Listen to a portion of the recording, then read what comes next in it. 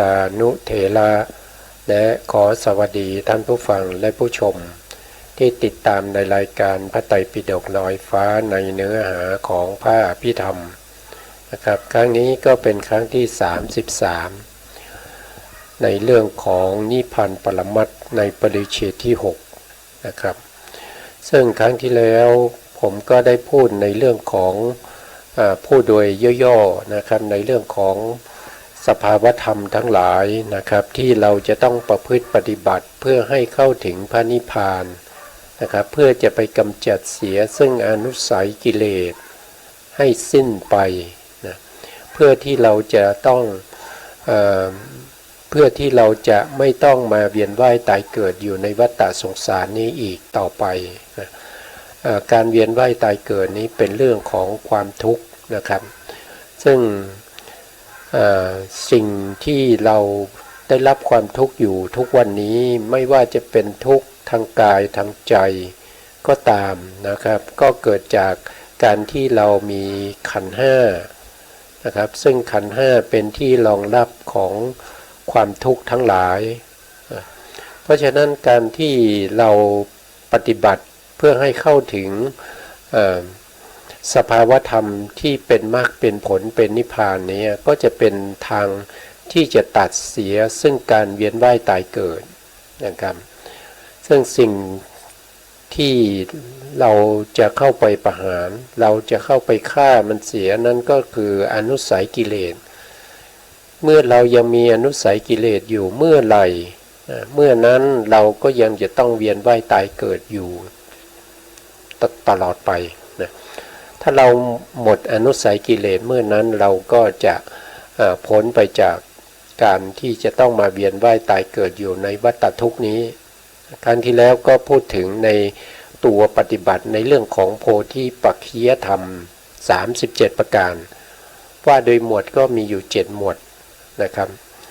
ซึ่งครั้งนี้ก็มาต่อครั้งที่แล้วนะครับครั้งที่แล้วผมก็พูดถึงในตัวของโพธิปักขิยธรรมนะโพธิปักขิยธรรมเนี่ยเป็นตัวที่เราจะต้องทำให้มีขึ้นนะครับซึ่งในธรรมหมวดแรกก็คือสติปัฏฐานสี่นะครับสติปัฏฐานสี่อันนี้เราก็ได้ยินได้ฟังมาบ่อยๆนะครับหนึ่งก็คือกายานุปัสสนาสติปัฏฐานตามลึกๆถึงกายในกายนะครับอันที่สองก็คือ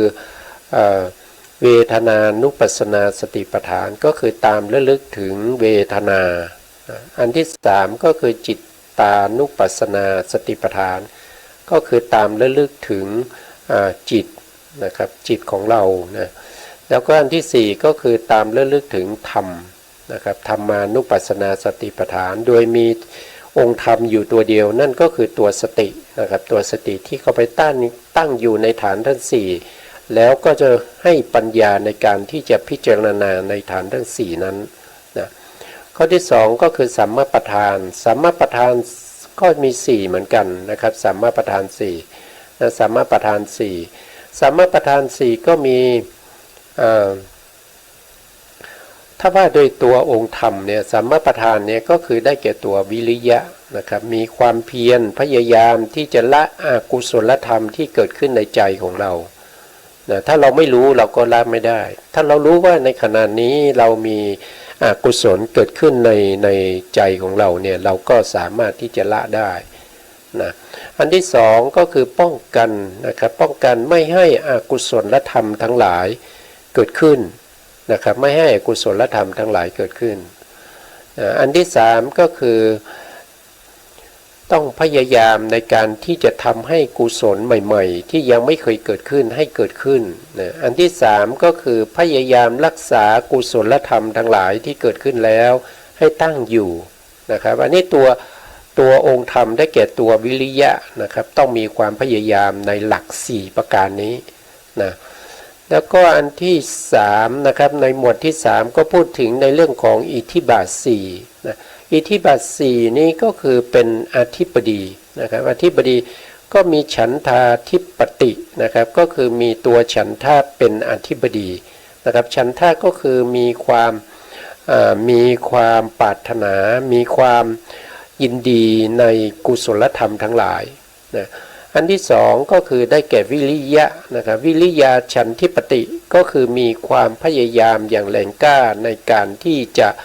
ละอกุศลธรรมแล้วก็ทำให้กุศลธรรมเจริญขึ้นนะครับอันที่สามก็ได้แก่จิตตาธิปติก็คือมีความพอใจยินดีในการที่จะประพฤติปฏิบัติในโพธิปักขิยธรรมนะครับอันที่สี่ก็คือวีมังสาธิปติก็คือตัวปัญญาในการที่จะควบคุมดูแลการประพฤติปฏิบัติตั้งแต่สติปัฏฐานสี่สัมมาปัฏฐานสี่อิทธิบาทสี่อินทรีย์ห้าพละห้าโพชฌงค์เจ็ดและมรรคมีองค์แปดนะครับก็คือตัวปัญญานั่นเองนะครับข้อที่สี่ก็ได้แก่อินทรีย์ห้าอินทรีย์ห้าก็จะได้แก่ศรัทธานะครับศรัทธาเป็นอินทรีย์ก็จะเรียกว่าสัตทินทรีย์นะครับสัตทินทรีย์นะแล้วก็ถ้าศรัทธาแล้วก็มีวิริยะนะครับวิริยินทรีย์นะครับวิริยินทรีย์ก็คือเป็นตัวที่ใช้ในการที่จะให้มีความเพียรในการที่จะปฏิบัติในเรื่องของสติปัฏฐานสี่หรือว่าสัมมาปัฏฐานสี่อิทธิบาทสี่ก็มีวิริยะ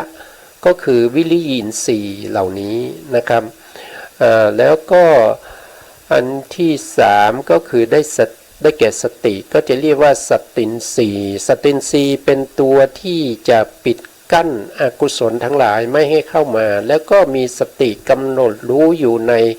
ในสภาวธรรมที่เรากำลังประพฤติปฏิบัติในเรื่องของรูปเลือดนามหรือว่าบางทีเราเข้าถึงวิปัสสนาญาณแล้วก็ให้มีสติลึกรู้อยู่ในอนิจจังนุปัสสนาสติปัฏฐานนะครับทุกขานุปัสสนาสติปัฏฐานนะแล้วก็อนัตตานุปัสสนาสติปัฏฐานอะไรพวกนี้นะครับก็คือวิปัสสอนุปัสสนาเจ็ดนั่นเองนะครับส่วนหมวดที่5ก็ได้แก่พละนี้ก็คือความสภาวธรรมที่ไม่หวั่นไหวนะครับไม่หวั่นไหวต่ออะไรก็คือต่อการไม่มีศรัทธานะครับไม่หวั่นไหวต่อเรื่องของความเกียจค้านนะครับไม่หวั่นไหวต่อการหลงลืมสติไม่หวั่นไหวต่อเรื่องของสมาธินะครับไม่หวั่นไหวต่อประเภทที่เราเรียกว่าเป็นนิวรณ์ทั้งหลายเป็นความฟุ้งซ่านนะครับไม่หวั่นไหวต่อในเรื่องของอวิชชาความไม่รู้ทั้งหลายนะครับพละนี้ก็จะมีอยู่5อย่างนะครับก็คือ1ก็คือศรัทธาพละ2ก็คือวิริ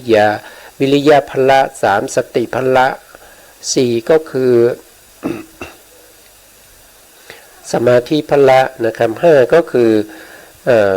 ปัญญาพละนะครับต่อไปหมวดที่6นะครับหมวดที่6ก็ได้แก่โพชฌงค์7นะครับโพชฌงค์7ก็มีตั้งแต่สติสัมโพชฌงค์ธรรมวิจริยะสัมโพชฌงค์แล้วก็วิริยะสัมโพชฌงค์ปิติสัมโพชฌงค์ปัสสัทธิสัมโพชฌงค์สมาธิสัมโพชฌงค์อุเบกขาสัมโพชฌงค์นะครับพวกนี้เรา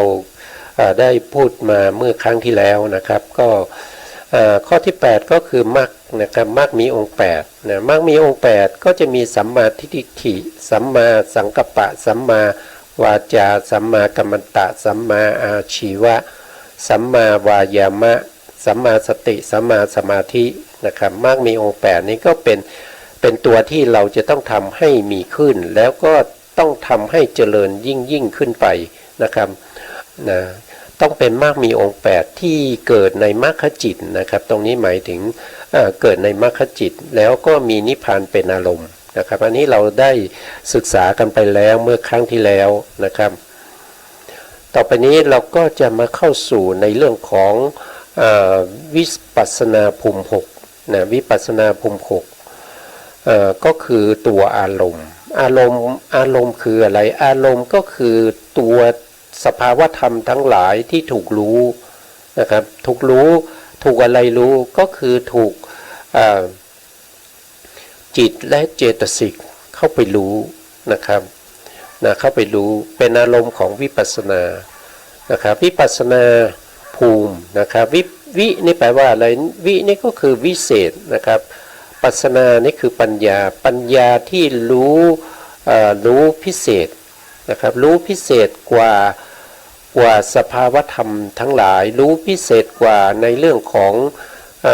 วิญญาณในเรื่องของสัญญาแล้วก็ในเรื่องของปัญญาที่เป็นไปทางโลกนะครับวิปัสสนาญาณเป็นปัญญาที่รู้วิเศษรู้แจ้งนะ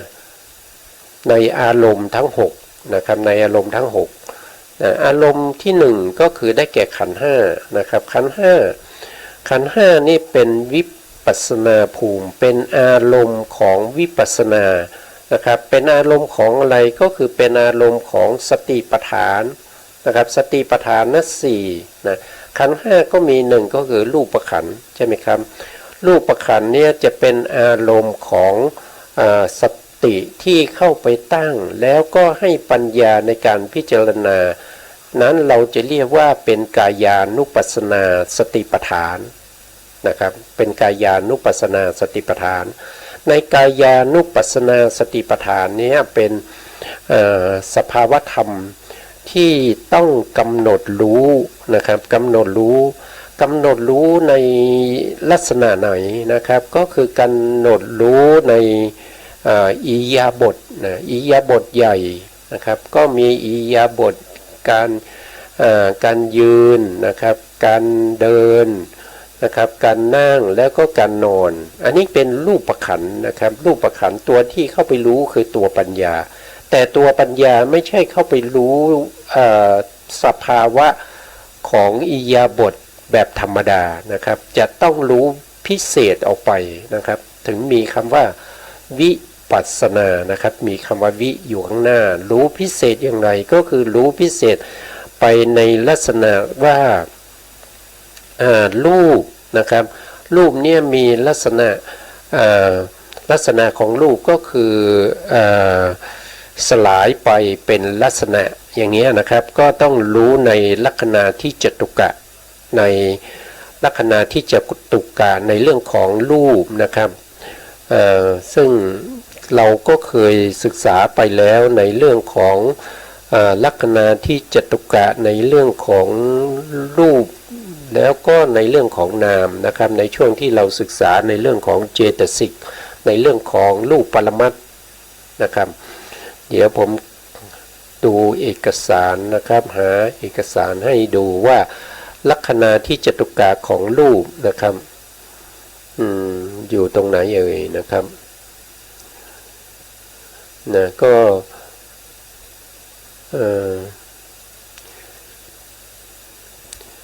หามันมีเยอะนะครับก็หาไม่เจอนะครับหายังไม่เจอนะครับก็ไม่ได้นะก็ไม่เป็นไรนะครับก็ไม่เป็นไรเราพูดถึงในประเด็นอื่นก่อนก็ได้นะครับในครั้งต่อไปเราก็จะนำมาเสนอให้ท่านผู้ฟังได้ฟังนะครับว่าในเรื่องของรูปขันธ์เนี่ยที่มีสติกำหนดรู้ในเรื่องของรูปเนี่ยก็จะมีกี่ประเภทนะครับก็จะมีในเรื่องของกายานุปัสสนากายานุปัสสนาสติปัฏฐานนะครับก็จะมีหนึ่งก็คือการกำหนดรู้อานาปานสตินะอานาปานสติเนี่ยก็เป็น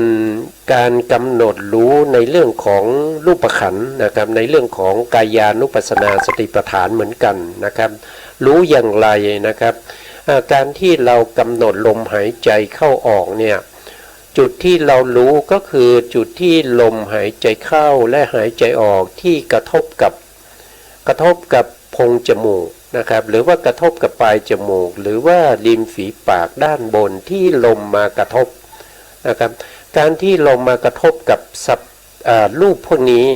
นะครับตัวที่จะรู้นั่นก็คือตัวเขาเรียกว่าเป็นจิตที่เป็นกายวิญญาณจิตอาศัยอะไรรู้ก็อาศัย กายประสาทนะครับกายประสาทนี้เป็นรูปนะครับเป็นรูปที่ถูกลมกระทบนะครับในโพรงจมูกหรือว่าปลายจมูกหรือว่าริมฝีปากด้านบนนะครับเป็นสภาวธรรมที่เป็นรูปนะครับลมที่มากระทบตรงนั้นแล้วเรากำหนดรู้ตรงนั้นโดยเอาสติไปตั้งอยู่ที่ตรงที่เขากระทบแล้วกำหนดรู้ลมหายใจเข้าและลมหายใจออกอันนี้ก็เป็นกายานุปัสสนาสติปัฏฐานนะครับเป็นกายานุปัสสนาสติปัฏฐานบางท่านอาจจะสงสัยว่าทำไมอานาปานสติเคยได้ยินมาว่าเป็นอารมณ์ที่อยู่ในอนุสติ10นะครับในเรื่องของสมถะกรรมฐานในเรื่องของการเจริญวิปัสสนานะครับก็ตอบได้ว่าตัวอานาปานสติเนี่ยเขาเป็นได้ทั้งที่เป็นสมถะกรรมฐานก็คือเป็นอารมณ์ของสมาธินะครับแล้วก็เขายังเป็นอารมณ์ของสตินะครับอารมณ์ของปัญญาในสติปัฏฐานนะครับในสติปัฏฐาน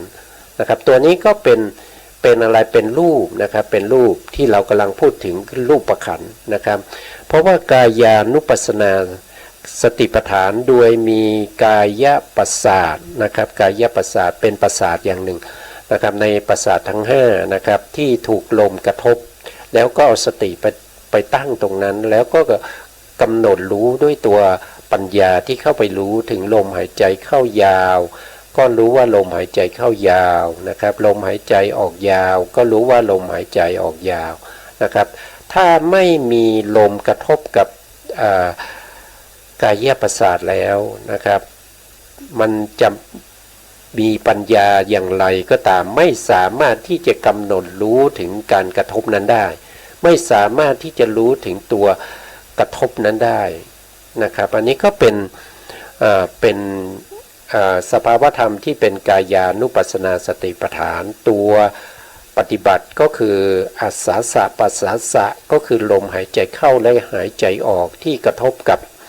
กายประสาทนั่นเองนะครับแล้วในส่วนที่2เนี่ยก็คือกายานุปัสสนาสติปัฏฐานใช่ไหมครับที่เกี่ยวกับเรื่องของอิริยาบถ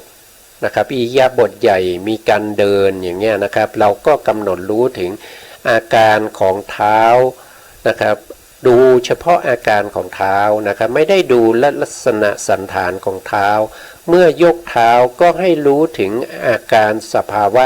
ที่เขายกขึ้นมานะครับอาการลักษณะของการยกความหย่อนความตึงของเท้าความเบานะครับความเบาที่สามารถยกเท้าขึ้นมาได้ให้ไปดูในลักษณะอย่างนั้นนะครับไม่ได้ไปดูลักษณะของเท้าว่าเท้านี้เป็นเท้าขวาเท้าซ้าย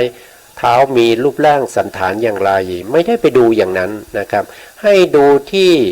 อาการของเท้าที่กำลังยกนะครับอย่างเช่นกำลังยกส้นเท้าเนี่ยก็ให้รู้สึกถึงอาการของส้นเท้าที่มันกำลังยกขึ้นนะครับดูที่อาการนะครับไม่ได้ดูที่ส้นเท้านะครับดูที่ตัวอาการของการยกนะครับความเบาที่ยกขึ้นมาได้หรือว่าดูที่การที่เขายกขึ้นมานะครับเขาก็จะรู้สึกถึงลมที่เท้าที่ยกขึ้นมาก็แหวกลมเข้าไปนะครับก็รู้สึกถึงลมที่กระทบกับเท้านะครับเวลาย่างเท้าก็รู้สึกถึงลมที่กระทบกับเท้าแล้วก็รู้อาการที่มันเสยเท้านะครับเหยียดเท้าไปข้างหน้าอย่างนี้เป็นต้นนะครับรู้ที่อาการนะครับแต่ไม่ได้รู้ตัวเท้าไม่ได้ดูที่รูปร่างสันฐานนะครับอันนี้เป็นอิริยาบถของการเดินนะครับการเดินการหยุดนะครับอิริยาบถนี้เราจะต้องรู้ให้ต่อเนื่องกันนะครับการกำหนดในเรื่องของสติปัฏฐานทั้ง4เนี่ยเราต้องรู้ในอิริยาบถทั้ง4ที่ปรากฏชัดเจนนะครับไม่ว่า อะไรก็ตามนะครับที่เขาปรากฏชัดเจนเราก็จะไปดูอาการลักษณะนั้นเพราะว่าอาการลักษณะนั้นจะมีปรากฏอยู่ตลอดเวลานะครับไม่ต้องไปรอหรือว่าไม่ต้องไปสร้างมันขึ้นมานะเมื่อเราเดินนะครับเราก็จะต้องมีการหยุดไม่ใช่ว่าเดินแล้วไม่หยุดนะครับเดินทั้งวันไม่หยุดเลยไม่ใช่นะครับมีการหยุดในการหยุดเนี่ยเราก็ต้องดูอาการของเท้าที่มัน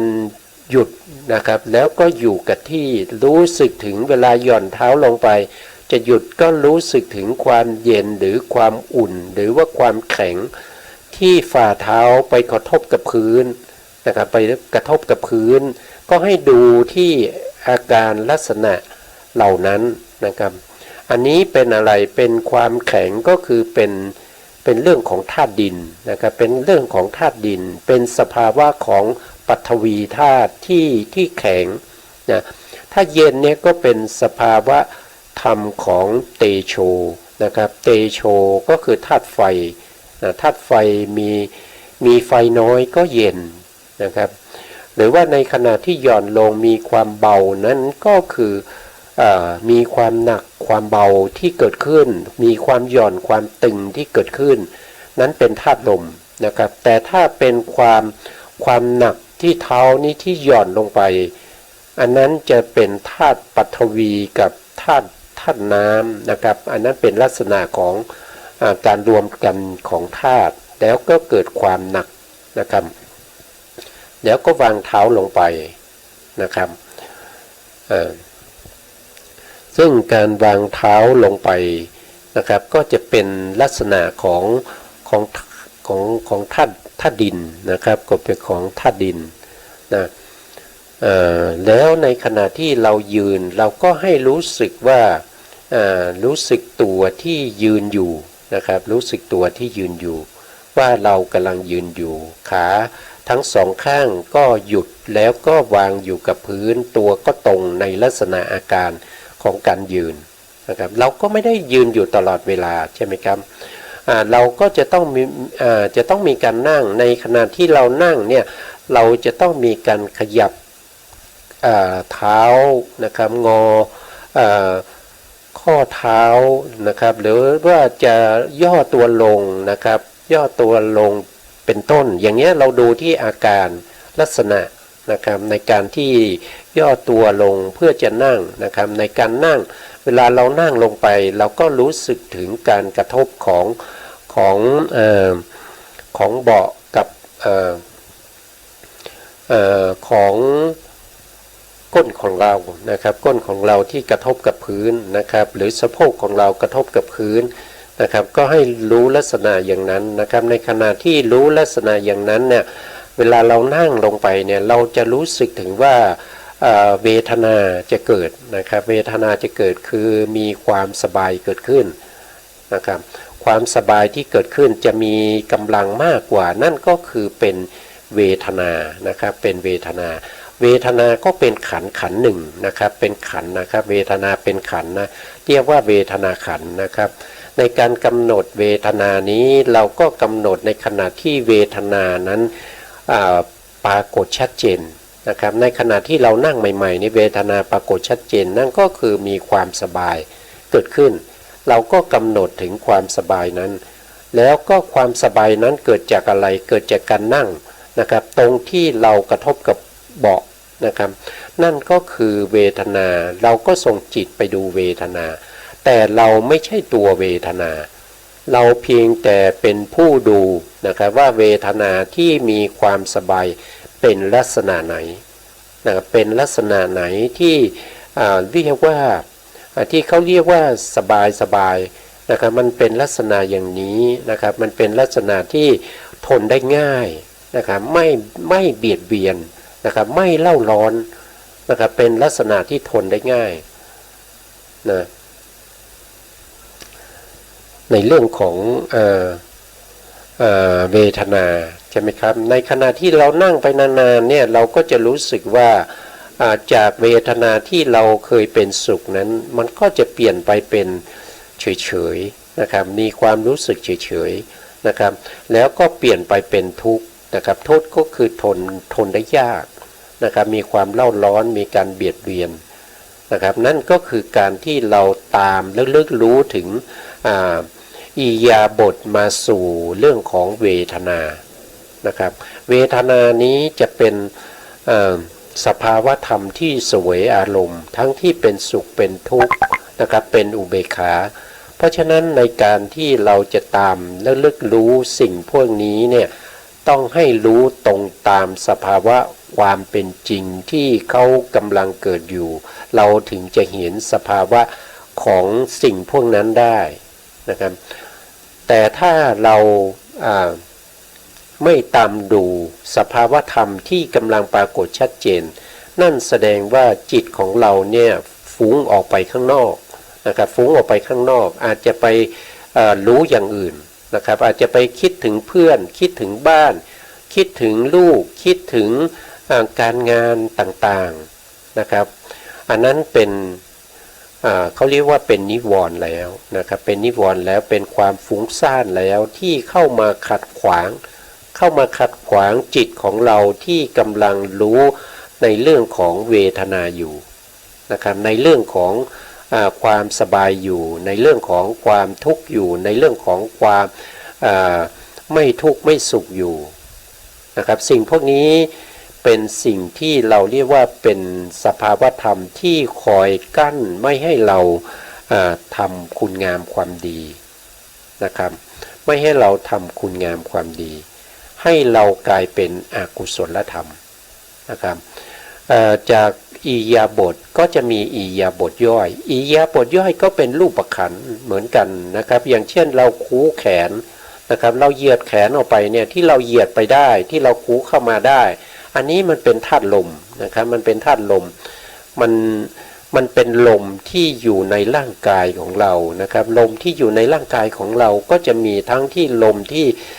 เรียกว่าเป็นลมก็มันจะมีอยู่ทั้งหมด6อย่างด้วยกันนะครับก็จะมีทั้งลมที่ถ้าเป็นลมที่มันคูแขนเหยียดแขนได้เนี่ยก็จะเป็นลมที่เราเรียกว่าเป็นลมที่เป็นลมที่เราเคยศึกษาแล้วที่เราเรียกว่าเป็นปริเฉทะนะครับที่มีช่องว่างแล้วก็มีลมอยู่นะครับทั่วสารพันกายของเราทั่วสารพันกายนะครับทำให้เราเนี่ยเคลื่อนไหวอิริยาบถได้นะครับไม่ว่าจะเป็นเคลื่อนไหวอย่างเช่นผมพูดเนี่ยว่ากำลังพูดอยู่เนี่ยไอ้ตรงปากที่กำลังขยับอยู่เนี่ยอันนี้ก็เกิดจากธาตุลมเหมือนกันนะครับก็เป็นลมที่อยู่ทั่วไปในร่างกายนะครับหรือบาลีเขาก็จะเรียกว่าอังคะมังคะนุสาลีโนวาตานะครับก็จะเป็นลมที่อยู่ทั่วสารพันกายนั่นเองแต่ถ้าว่าโดยองค์ธรรมจริงๆก็คือได้แก่ลมที่อยู่ในปริเฉทรูปนะครับอันนี้ก็เป็นการเคลื่อนไหวอิริยาบถไม่ว่าจะเหลียวซ้ายแลขวานะครับพวกนี้เป็นรูปขันธ์นะจิตที่ตัวรู้เนี่ยคือตัวนามธรรมแต่ตัวที่ถูกรู้นะครับที่เราพูดถึงอารมณ์ใช่ไหมครับอารมณ์คือตัวถูกรู้นะครับพูดถึงวิปัสสนาภูมิก็คือตัวถูกรู้เพราะฉะนั้นตัวถูกรู้เนี่ยก็คือตัวที่เป็นตัวที่เป็นธาตุลมนะครับเป็นตัวที่เป็นธาตุลมที่แฝงอยู่ในร่างกายของเรานะครับที่อยู่ทั่วสารพันกายนะครับอันนี้ก็คือเป็นอิริยาบถย่อยนะครับที่เราเรียกว่าสัมปชัญญะปภะนะครับแล้วก็ยังมี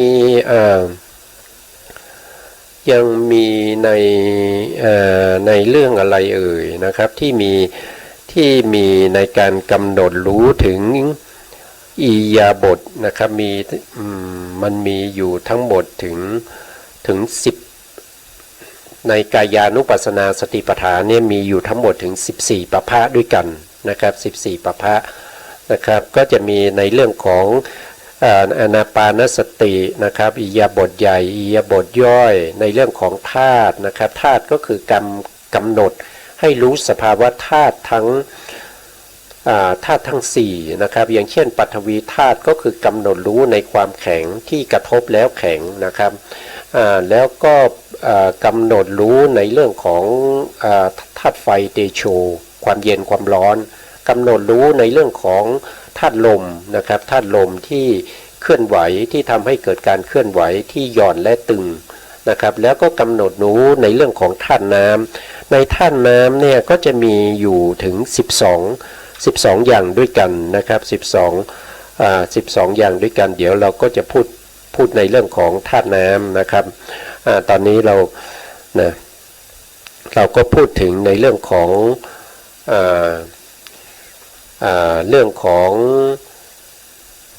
อะไรอิยาบทนะครับอิยาบทในเรื่องของธาตุอยู่นะครับในเรื่องของธาตุอยู่นะครับจากธาตุแล้วก็ไปจากธาตุก็จะไปพูดในเรื่องของเขาเรียกว่าเป็นอาการ32นะครับอาการ32นี้ก็คือเรื่องของปฏิกูลนะครับเรื่องของปฏิกูลเรื่องของอสุภะทั้งหลายที่เกิดอยู่ในตัวของเรานะครับเป็นในตัวของผู้ที่ยังมีชีวิตอยู่นะครับไม่ใช่อสุภะของประเภทคนเป็นซากศพไม่ใช่นะครับในเรื่องของอาการ32เนี่ยก็จะมีในเรื่องของมหาพุทธรูปนะครับมหาพุทธรูป20นะคือกำหนดรู้ถึงอสุภะที่ไหนก็คือที่หนึ่งก็คือในเรื่องของผมนะครับในเรื่องของผมที่เราเรียกว่าเป็นบาลีเขาก็ที่เรียกว่าเป็นเกษาใช่ไหมครับเกษาก็คือผมทั้งหลายนะครับผมทั้งหลายเนี่ยเป็นที่อาศัยเกิดของพวกสิ่งสกปรกทั้งหลายอย่างเช่นรังแคอย่างนี้นะครับอย่างผมฝุ่นนะครับฝุ่นที่ไปจับผมนะครับผมที่แข็งกระด้างนะครับที่เราไม่ได้สระผมมาหลายวันเนี่ยเราจะรู้สึกถึงความสกปรกที่อยู่บนหัวที่อยู่บนผมนั้นนะครับอันที่สองก็คือลมมาก็คือเรื่องของการกำหนดรู้ถึงความสกปรกของขนทั้งหลายนะครับขนทั้งหลายที่อยู่ตามตัวของเรานะครับเช่นขนที่แขนนะครับขนที่หน้าอกนะครับหรือว่าขนที่ข้อมือข้อเท้าอะไรพวกนี้นะครับก็จะมีขนนะครับอันนี้ก็เป็นอารมณ์ของวิปัสสนาเหมือนกันแต่เป็นธาตุดินนะครับเรียกว่าปัทวีธาตุนะอันที่สามก็คือนักขาก็คือเรื่องของเล็บนะครับเล็บนี้ก็เป็นสิ่งที่สกปรกนะครับเป็นที่สกปรกนะครับเป็นสิ่งที่เราควรจะถ้าเราไม่ได้รักษาเนี่ยเราก็จะเห็นความสกปรกของเล็บนะครับเมื่อมีเล็บนะครับตัดเล็บไปตกในอาหารก็จะน่าเกลียดนะครับทานไม่ได้นะครับเช่นเดียวกับผมเหมือนกันนะครับแล้วก็อันที่สี่ก็คือเรื่องของฟันที่เรียกว่าทันตานะครับก็คือฟันนะฟันที่เกิดขึ้นนะครับฟันก็เป็นธาตุดินเหมือนกันนะครับแล้วก็มีหนังตะโจนะครับหนังนะครับหนังนี้ก็เป็นอะไรเป็นเหงื่อเป็นไข่นะครับมีรูขนนะครับมากมายนะครับที่เป็นที่ขับออกของเหงื่อทั้งหลายนะครับก็เป็นที่อยู่ของอสุภะทั้งหลายนะครับเป็นที่อาศัยของพวกแมลงต่างๆนะครับเขาจะมาตอมนะครับพวกหนังนะครับหนังแล้วก็ต้องเข้าไปข้างในนะครับเข้าไปข้างในหนังเนี่ยก็จะมีเรื่องของเนื้อนะครับเป็นเนื้อก็คือมังสานะครับมังสังนะครับมังสังนะครับมังสังก็จะเป็นเนื้อเมื่อเราหนังออกนะครับมันเหลือแต่เนื้อเราก็จะเห็นว่ามันสกปรกนะครับก็จะต้องถือไม้ถือสิ่งของนะคอยที่จะต้องขับไล่มีแมลงวันนะครับมาตอมมีสุนัขอะไรสัตว์ทั้งหลายก็จะมากินนะครับเพราะฉะนั้นก็ต้องระวังเนื้อระวังตัวนะครับเพราะว่าเนื้อเนี่ยมันเป็นสภาวะที่ทำให้สัตว์อื่นนะครับเช่นสุนัขเนี่ยเห็นเนื้อไม่ได้นะครับหรือว่าแมลงวันต่างๆนะครับก็จะมาตอมนะครับ อันที่7ก็จะเป็นนักหารูนะครับนักหารูก็คือเอ็นทั้งหลายจังเนื้อเข้าไปก็จะเป็นเอ็นนะครับเอ็นก็จะมีสีขาวนะครับที่เป็นตัวที่รัดเป็นตัวที่ดึงรัดเอาเนื้อและก็กระดูกเอาไว้นะอันที่8ก็จะเป็นกระดูกก็คืออัฐินะครับอัฐิที่9ก็จะเป็นอัฐิมินชังนะครับก็คือเยื่อในกระดูกนะอันที่10ก็คือวักกังก็คือม้ามนะครับก็คือม้ามก็คืออวัยวะภายในนั่นเองนะครับก็คือม้ามนะอันที่11ก็จะเป็นหัตถยังก็คือหัวใจนะครับอันที่12ก็จะเป็นยกนังก็คือตับนะครับพวกนี้เป็นอะไรก็คือเป็นรูปประขันหมดเลยนะครับเป็นรูปประขันหมดเลยนะครับแล้วก็กิโลมะกังก็จะเป็นพังผืดนะปีหกังก็เป็นไตปภาสังก็เป็นปอดอันตันก็คือไส้ใหญ่อันตะคุนังก็คือสายลัดไส้อุทลิยังก็คืออาหารใหม่นะครับกาลิสังอาหารเก่ามัทธลุงมัทธเกมัทธลุงคังอันนี้คือเยื่อในสมองนะครับทั้งหมด20อย่างนี้เป็นรูปประขันนะเป็นรูปประขันแต่เป็นธาตุดินนะครับเป็นธาตุดินที่เราใช้ในการกำหนดในเรื่องของกายคตาสตินะครับกำหนดในเรื่องของอสุภะเรื่องของความไม่สวยไม่งามที่มีอยู่ในร่างกายของเรานะ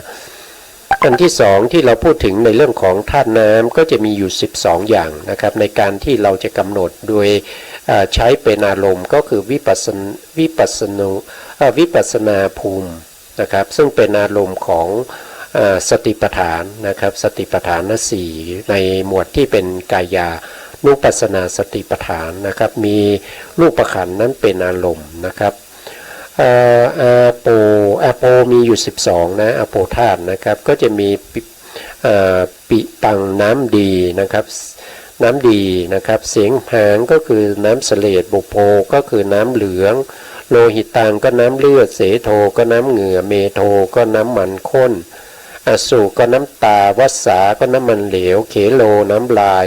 สิงคานิกาน้ำมูกลัสสิกาน้ำมันไขข้อมุดตังน้ำมูดนะครับพวกนี้เป็นธาตุน้ำเป็นอะโปธาตุนะครับก็สามารถที่จะกำหนดพวกนี้จะต้องกำหนดด้วยใจนะครับไม่สามารถที่จะรู้ได้ด้วยการกระทบนะไม่สามารถรู้ได้ด้วยการกระทบไม่สามารถรู้ได้ด้วยความแข็งความอ่อนความหย่อนความตึงแล้วก็คว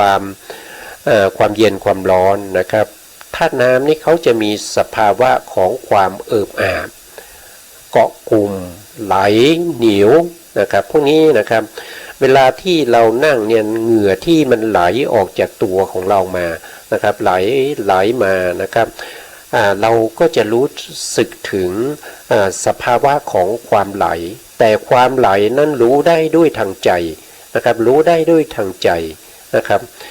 เพราะฉะนั้นการไหลที่ไหลรู้ได้ทางใจเนี่ยก็จะเป็นนามขันธ์นะครับก็จะเป็นนามขันธ์ก็จะเป็นประเภทที่เราเรียกว่าเป็นประเภทสังขารขันธ์นะครับเป็นสังขารขันธ์นะครับไม่ใช่รูปขันธ์ไม่ใช่เวทนาขันธ์นะครับไม่ใช่สัญญาขันธ์นะครับไม่ใช่วิญญาณขันธ์แต่เป็นสังขารขันธ์ในลักษณะของสังขารขันธ์นะครับที่เรากำหนดรู้นะครับรู้อะไรรู้อาโปรู้ได้ทางใจนะครับรู้ได้ทางใจนะครับท่านนะ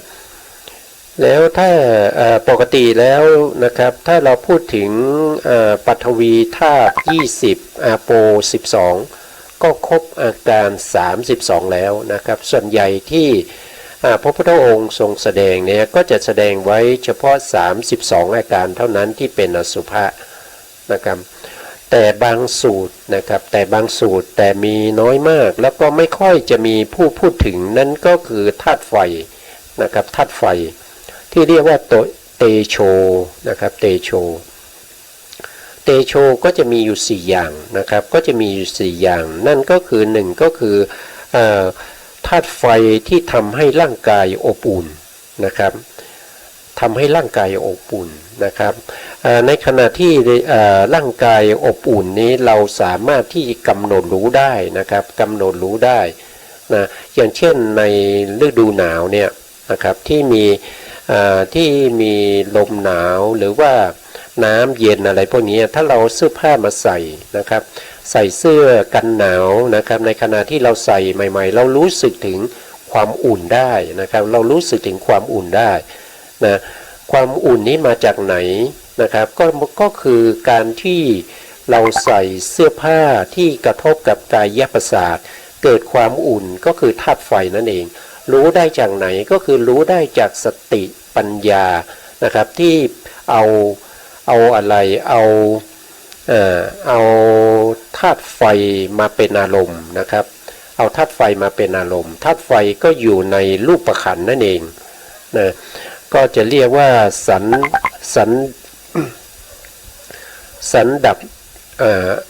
อาคีนะครับสันดับอาคีก็คือความอบอุ่นนั่นเองนะแล้วอันที่สองก็คือไฟสำหรับเผาร่างกายนะครับให้ร่างกายนี้แปรเปลี่ยนไปนะครับทำให้ร่างกายนี้ทรุดโทรมทำให้ร่างกายนี้แก่งอมนะครับทำให้ร่างกายเนี่ยไม่คล่องตัวนะครับก็คือไฟที่เผาผลาญร่างกายนั่นเองนะครับก็คือชลาอาคินะครับชลาอาคินะก็คือไฟที่เผาร่างกายให้ร่างกายนั้นแก่นะครับซึ่งมีอยู่ภายในทั้งภายในและภายนอกนะครับมีทั้งภายในและภายนอกนะอันนี้ก็เป็นสภาวะธรรมที่เรียกว่าเป็นรูปขันธ์เหมือนกันกำหนดรู้ได้ด้วยสติปัฏฐานทั้งสี่นะครับกำหนดรู้ได้ด้วยสติปัฏฐานทั้งสี่ถ้ามีความร้อนภายในนะครับเราก็รู้ได้นะครับถ้าวันไหนอากาศร้อนเนี่ยนะครับเราก็จะรู้สึกถึงว่าวันนี้ร้อนรู้ได้ยังไงก็เพราะว่ารู้ได้จากกายที่กระทบกับอากาศที่ร้อนนะครับอันนี้ก็เป็นกายานุปัสสนาสติปัฏฐานอยู่ในรูปขันธ์เหมือนกันนะแล้วก็ต่อไปอันที่สามนะครับก็คือไฟสำหรับที่เผาผลาญร่างกายนะครับมีความร้อนมากนะครับเผาผลาญร่างกายจนทำให้ร่างกายในวิปลาสเกิดเป็นโรคภัยไข้เจ็บขึ้นมานะครับอันนี้ก็เป็นธาตุไฟอันหนึ่งนะครับก็เรียกว่าปะละไทยอาคินะครับปะละไทยอาคิก็คือไฟที่เผาผลาญร่างกายทำให้ร่างกายของเราเนี่ยวิปลาสไปนะครับทำให้ร่างกายของเราเนี่ยวิปลาสไปนะครับส่วนธาตุไฟอันที่สี่ก็เรียกว่าปาลินาอาคินะครับก็คือไฟที่เผาผลาญในเรื่องของอาหารนะครับทำให้อาหารนี้ย่อยเวลาเรารับประทานเข้าไปในร่างกายแล้วก็ทำให้อาหารในร่างกายนี้ย่อยไปนะครับอันนี้ก็สามารถที่จะกำหนดรู้ได้เช่นเดียวกับอวัยวะภายในเช่นตับเช่นหัวใจนะครับเช่นไส้ใหญ่ไส้น้อยนะครับก็จะเหมือนกันแต่อันนี้เป็นธาตุไฟนะครับก็คือความร้อนในกระเพาะนะครับในขณะที่บางครั้งเนี่ยที่มีความร้อนในท้องในช่องท้องในกระเพาะอาหารเนี่ยเราก็จะรู้สึกได้นะครับอันนี้ก็คือธาตุไฟทั้ง4นะครับมีอยู่4อย่างนะครับต่อไปก็จะเป็นธาตุลมนะครับธาตุลมก็คือวายโยธาตุนะครับก็จะมีอยู่6อย่างนะครับก็จะมี1ก็คือลมที่พัดขึ้นเบื้องบนนะครับพัดจากข้างล่างขึ้นสู่เบื้องบนนะครับเรียกว่าอุทังคะมาวาโยนะครับอุทังคะมาวาโยก็คือลมที่พัดจากเบื้องล่างสู่เบื้องบนนะครับอันนี้ก็กำหนดรู้ได้ถึงลมที่กระทบกับผิวที่ได้รับลมเนี่ยมันจะรู้สึก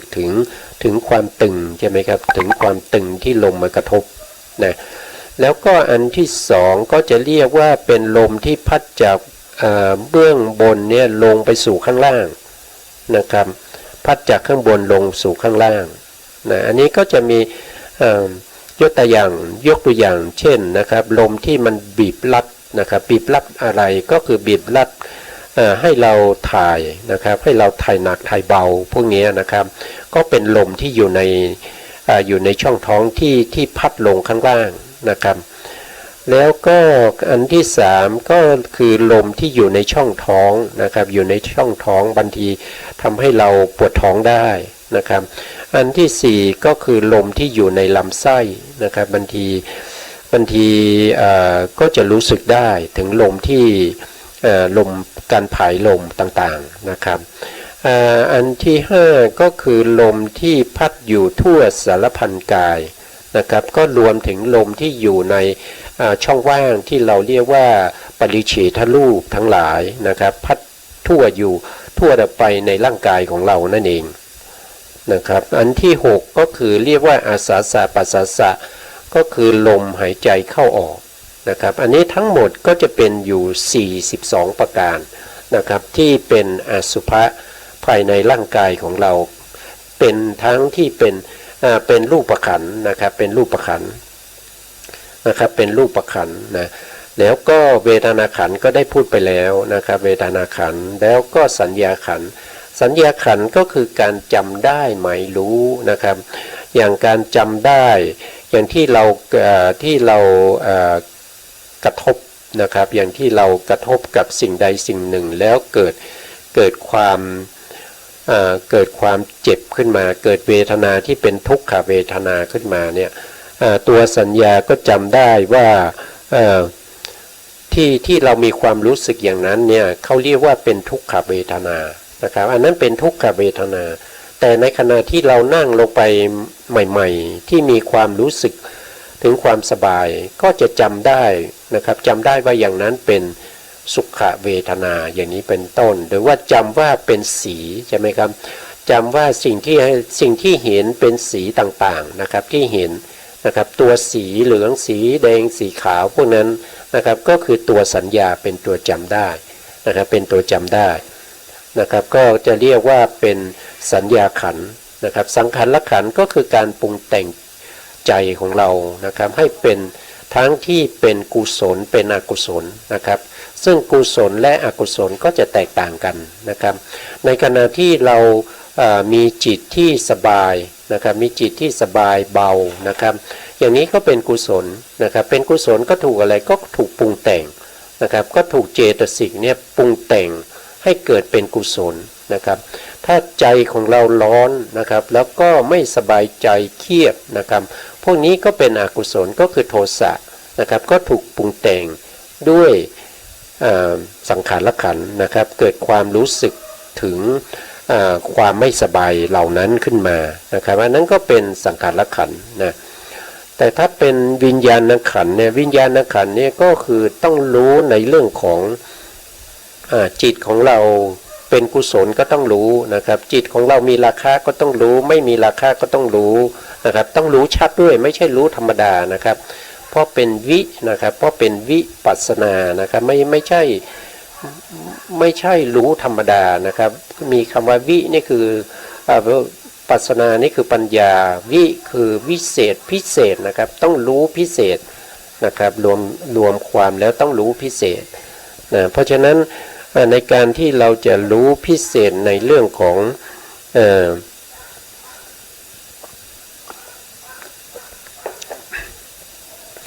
ในการที่จะรู้ถึง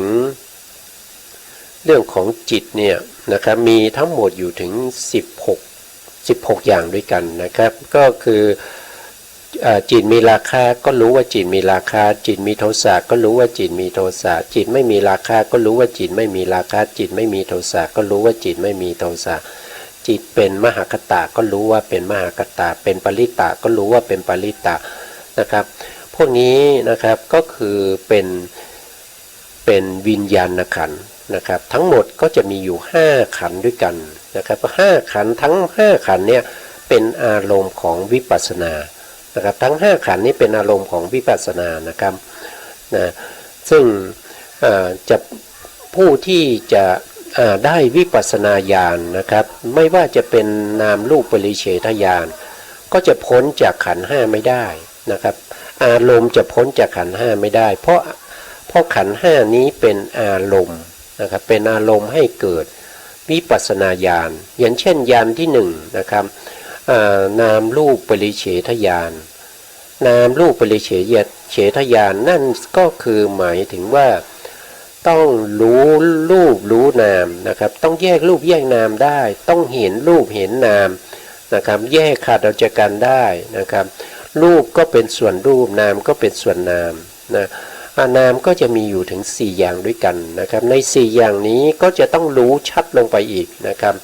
อย่างเช่นเวทนานะครับเวทนาก็ต้องรู้ชัดทั้งที่เป็นสุขเวทนาทุกขเวทนาหรืออทุกขมสุขเวทนาในขณะที่เราเสวยสุขเวทนาเราก็ไม่ได้เสวยทุกขเวทนาหรือว่าไม่ได้เสวยอทุกขมสุขเวทนานะครับในขณะที่เราเสวยทุกขเวทนาในขณะนั้นเราไม่ได้เสวยสุขเวทนาเราไม่ได้เสวยอทุกขมสุขเวทนานะครับในขณะที่เราเสวยอทุกขมสุขเวทนานะครับ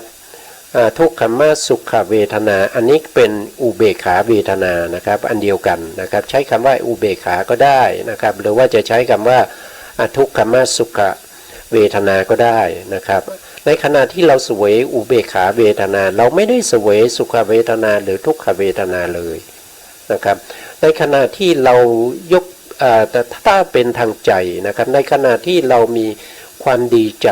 มีสมนัตเกิดขึ้นในใจเนี่ยในขณะนั้นเราก็ไม่ได้มีทุกขโทมนัสเวทนาเกิดขึ้นพร้อมกันนะครับในขณะที่เรามีทุกขเวทนาหรือโทมนัสเวทนาทุกทางใจเนี่ยเราก็ไม่ได้มีสุขทางใจในขณะเดียวกันนะครับอันนี้ก็คือเป็นเรื่องของเวทนานะครับจากเวทนาก็เป็นสัญญานะครับในขณะที่เราจำได้หมายรู้นะครับว่าสิ่งนี้เป็นสีเขียวสีเหลืองนะครับมันก็เป็นสัญญานะครับเราจำได้ว่าเหรียญนี้นะครับเป็นเหรียญ10 บาทอย่างเงี้ยเหรียญนี้เหรียญ5นะครับเหรียญนี้เป็นเหรียญ2 บาทอย่างเงี้ยเหรียญนี้เป็นเหรียญ1 บาทเนี่ยเราจำได้เพราะอะไรเราจำได้เพราะตัวสัญญานะครับเราจำได้เพราะตัวสัญญานะครับตัวสัญญานี้จะทำให้เราจำได้สิ่งต่างๆนะครับแต่สัญญาเนี่ยจะไม่วิเศษไปกว่าตัวปัญญานะครับเพราะว่าตัวปัญญานี้จะสามารถที่เข้าใจได้ถึงสภาวะธรรมทั้งหลายทั้งที่เป็นนามธรรมและนามธรรมและรูปธรรมนะครับแต่ถ้าเป็นสัญญาเนี่ยเพียงแต่รู้แล้วก็จำได้เท่านั้นไม่สามารถที่จะเข้าไปกำหนดรู้ในวิปัสสนาญาณได้นะครับแต่สัญญานี้เป็นอารมณ์ให้แก่วิปัสสนาญาณนะครับเป็นอารมณ์ให้แก่ตัวสติแล้วก็ตัวปัญญาให้กำหนดรู้ถึงอารมณ์ที่กำลังปรากฏอยู่ณเวลานั้นในขณะนั้นนะครับอันนี้ก็เป็นสัญญาเป็นสังขารเนี่ยเจตสิกที่เป็นสังขารเนี่ยก็จะมีอยู่ทั้งหมด50นะครับก็จะมี50เจตสิกมีอยู่52ใช่ไหมครับเจตสิกมีอยู่52นะเจตสิก52นี้นะครับเจตสิก52นี้นะครับ52ก็คือทั้งหมดนี้ก็คือเจตสิกนะครับเมื่อเราเอาเวทนาออกไปแล้วนะครับเวทนาออกไปแล้วนะครับเป็นขันธ์หนึ่งนะเวทนานี้นะครับแล้วก็สัญญาก็เป็นขันธ์อีกขันธ์หนึ่งนะครับเจตสิกที่เหลือ50เนี่ยเราจะเรียกว่าเป็นสังขารขันธ์นะครับเป็นสังขารขันธ์ในขณะที่เรามีโมหะนั่นก็แสดงว่าสังขารขันธ์ปรากฏแล้วนะครับแต่เราจะรู้หรือเปล่านะครับเราจะมีวิปัสสนาญาณเข้าไปรู้ว่าในขณะนั้นเรากำลังมีความหลงเรากำลังมีความไม่รู้เรากำลังมีโมหะอยู่เราจะรู้ได้ไหม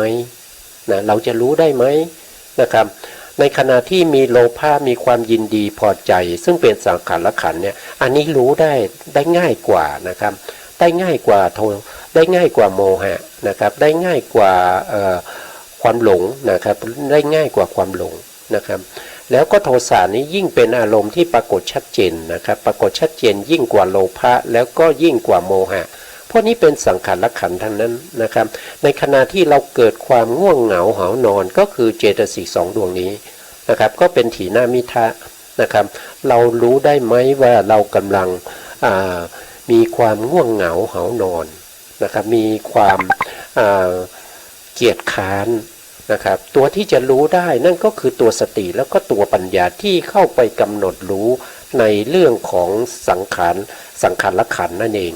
นะครับในการกำหนดรู้จิตเนี่ยก็คือการที่เราจะกำหนดรู้ในจิตที่เป็นปริตะก็คือจิตประเภทที่เป็นกามาวจระนะครับเป็นปริตะนะส่วนที่เป็นมหากตะก็จะเป็นจิตที่เป็นพวกที่เป็นรูปาวจระหรืออรูปาวจระนะครับพวกนี้ก็เป็นวิญญาณขันธ์นะครับวันนี้ก็พูดถึงในเรื่องของขันธ์ยังไม่จบนะครับตอนนี้เวลาหมดนะครับขันธ์นี้เป็นอารมณ์ของวิปัสสนานะครับเป็นตัวอารมณ์นะครับไม่ใช่ตัวปฏิบัตินะตัวปฏิบัติก็คือตัวสติปัฏฐานในโพธิปัจขิยธรรม37ประการนะครับตัวขันธ์นี้เป็นตัวอารมณ์เท่านั้นเป็นอารมณ์ให้สติปัฏฐานนี้เข้ามารู้นะครับเป็นตัวอารมณ์นะครับแต่ว่าเราจะรู้หรือไม่ก็ไม่ทราบนะครับเราจะรู้หรือไม่ทราบนะการที่จะรู้เนี่ยไม่ใช่ว่าง่ายๆนะครับเราต้องกำหนดรู้ในสภาวธรรมของขันธ์นะของขันธ์ทั้งหลายนะครับวันนี้ก็หมดเวลานะครับเพราะฉะนั้นเราก็ต้องจากกันไปก่อนนะครับแล้วก็กลับมาพบกันใหม่ในโอกาสต่อไปนะครับนะสุดท้ายนี้